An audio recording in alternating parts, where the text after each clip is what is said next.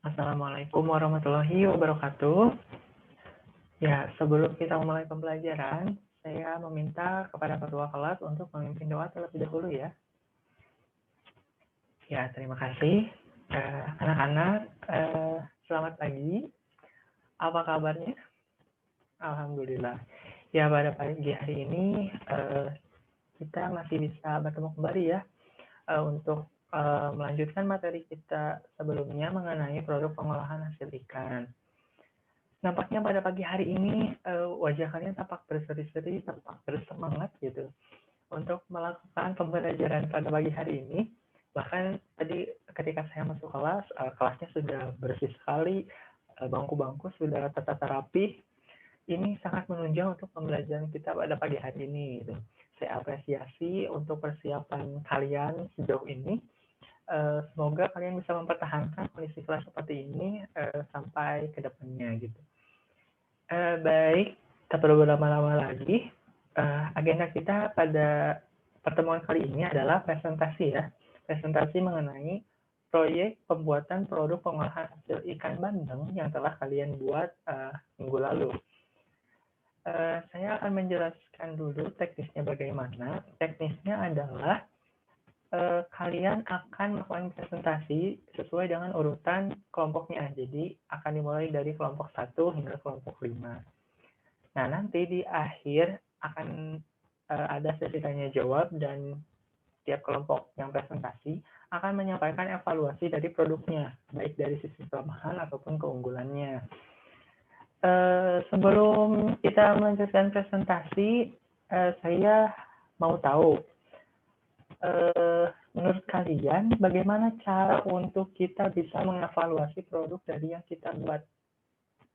Ayo kemukakan pendapat kalian, tidak perlu takut, silahkan angkat tangannya.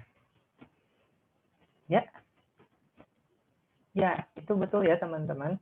Jadi yang pertama bisa kita lakukan untuk mengevaluasi produk itu dengan melakukan uji sensori. Uji sensori ini kalian pasti tahu ya, uji sensori ini maksudnya adalah menguji pangan atau makanan menggunakan atau melibatkan panca indera kita gitu.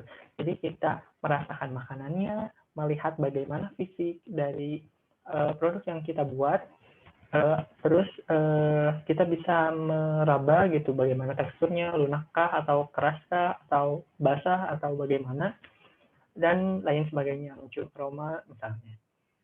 Nah, dengan penilaian sensori ini, kalian bisa tahu apakah ini sesuai dengan harapan kalian ataukah justru ada sedikit kekurangan atau ketidaksesuaian seperti itu. Tapi di lain uji sensori juga ada lagi nih cara lainnya. Ada yang tahu?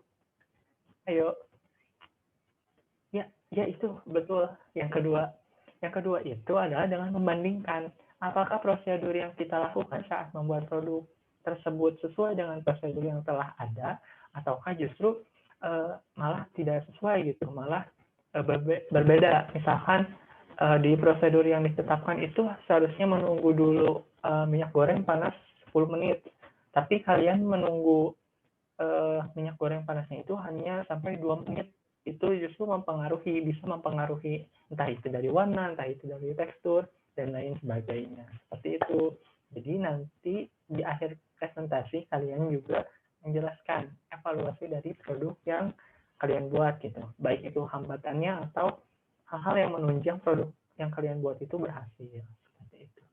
Ya baik, silakan kepada kelompok 1 untuk mempersiapkan medianya, media presentasinya, kemudian mempresentasikan produknya. Ya, ini presentasi yang sangat bagus ya. Mari kita kasih aplaus dulu. Ya, untuk PowerPoint-nya sudah sangat bagus gitu ya. Kemudian penjelasannya sangat menarik, sangat mendetail dan interaktif kepada teman-teman yang lainnya. Kemudian produknya juga sudah sangat bagus gitu ya. Evaluasinya mungkin memang karena ini adalah pengalaman pertama kalian gitu ya, tidak apa-apa. Baik, silahkan dibuka sesi tanya jawab. Ya, karena semua presentasi sudah dilaksanakan, sesi tanya jawab juga sudah dilaksanakan. Kali ini setiap kelompoknya itu silahkan untuk menyebar, mencoba produk dari kelompok yang lainnya. Kalian bisa menilai sendiri bagaimana hasil dari produk kelompok lainnya. Silahkan untuk berkeliling. Ya, jika sudah, silahkan duduk kembali. Saya akan menjelaskan sedikit mengenai produk-produk yang kalian buat. Jadi kan dari kelima kelompok ini kalian membuat abon, nugget, kemudian dendeng, sambal, dan kerupuk. Semuanya memiliki komposisi yang sama, yaitu terdapat komposisi ikan bandeng gitu. Bahkan inilah yang menjadi kekhasan dari setiap produknya gitu. Yang pertama itu kelompoknya abon ya. Sudah sangat baik gitu. Sudah seperti abon-abon pada umumnya. Seperti yang kita ketahui, abon itu biasanya terbuat dari daging sapi ataupun dari ayam gitu. Nah, hari ini kalian membuatnya dari ikan bandeng.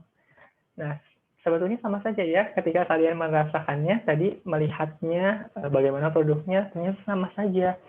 Ternyata ikan bandeng pun bisa menjadi abon gitu. Nah, dari sinilah kalian bisa mengetahui bahwa sejatinya apapun hasil perikanan itu sebenarnya bisa dimanfaatkan untuk menjadi produk yang bermanfaat, bahkan bisa bersaing dengan produk daging dan lain sebagainya. Kemudian produk apalagi nugget. Sebetulnya pada zaman sekarang itu banyak makanan yang bisa kita olah menjadi nugget.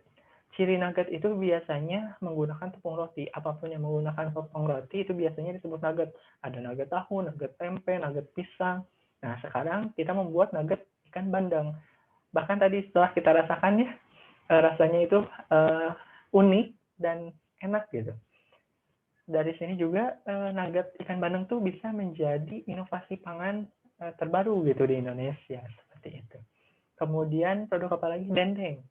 Dendeng sapi dibandingkan dengan dendeng ikan bandeng sama saja ya. Bahkan mungkin dendeng ikan bandeng harganya bisa lebih murah daripada dendeng ikan sapi. Bahkan tadi pun teksturnya sama ya, tingkat kekeringannya itu sama. Kemudian kelompoknya yang memproduksi sambal, sebetulnya sudah tidak aneh gitu ya. Sambal itu pasti ada cabainya, pasti pedas dan lain sebagainya.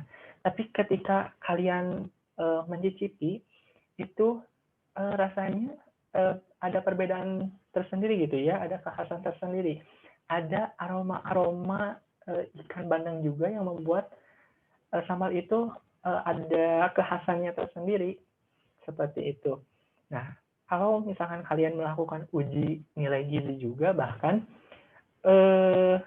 perbedaannya tidak terletak pada rasa dan aroma saja, bahkan nilai gizinya pun pasti berbeda gitu, karena ada penambahan komposisi ikan bandeng. Begitupun juga dengan kerupuk ya. Kerupuk ikan bandeng ini karena ditambah komposisi ikan bandeng, maka ada kekhasannya tersendiri, baik dari kuatnya aroma ikan bandeng, rasanya, bahkan mungkin teksturnya gitu. Kalau biasanya kerupuk itu hanya berbahan kebanyakan tepung, kali ini kalian menambahkan dengan ikan bandeng seperti itu. Ya, sejauh ini kalian semua telah membuat produk yang sangat menarik gitu. Bahkan mungkin kalaupun ini adalah pengalaman pertama kalian, kalian akan memperoleh ilmu yang sangat bermanfaat gitu, bahwa potensi ikan bandeng ini bisa dimanfaatkan menjadi produk-produk yang bernilai ekonomis tinggi seperti itu. Apakah kalian senang melakukan proyek seperti ini? Ya, pasti ya senang karena selain kalian bisa mencari hal-hal yang baru, kalian juga bisa memproduksi sendiri gitu, bagaimana cara mengolah hasil perikanan kita di Indonesia ini, yang beragam ini, yang kaya ini, menjadi produk yang bernilai jual. Seperti itu. Sampai di sini, apakah ada yang ingin ditanyakan? Ya, jika semuanya sudah cukup jelas, mungkin saya tutup. Sekian dari Bapak. Kurang lebihnya mohon maaf. Kalian ini semuanya hebat. Sukses selalu. Semoga kalian bisa menjadi generasi yang inovatif dan kreatif seperti itu. Baik, wassalamualaikum warahmatullahi wabarakatuh.